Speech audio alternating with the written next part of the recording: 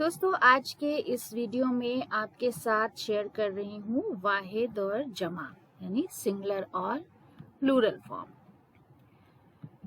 एहसान का प्लूरल होता है एहसानात, यानी इसमें हम अलिफ और ते का इजाफा कर देते हैं।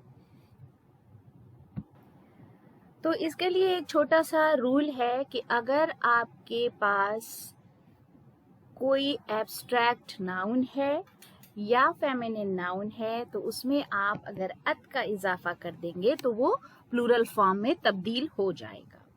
तो यहाँ पर एहसान चूंकि एब्स्ट्रैक्ट नाउन है इसलिए इसमें अत का इजाफा कर दिया तो बन गया एहसानात। इत्तला चूंकि फेमिनिन नाउन है इसमें हम अत का इजाफा कर देंगे तो वो इत्तलात बन जाएगा। इसी तरह से एतकाद, एतकादात, ऐलान, ऐलानात, इम्कान, इम्कानात, इनाम, इनामात, बयान, बयानात, तसव्वुर, तसव्वुरात, तगय्युर, तगय्युरात,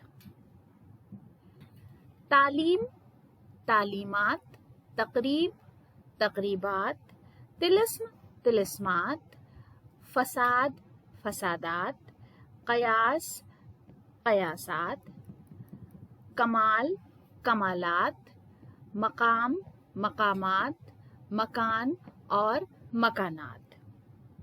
तो दोस्तों ये हमारी छोटी सी पेशकश थी आज के वीडियो के लिए। उम्मीद है कि ये वीडियो आपके लिए फायदेमंद रहा होगा। वीडियो देखने के लिए बहुत बहुत शुक्रिया।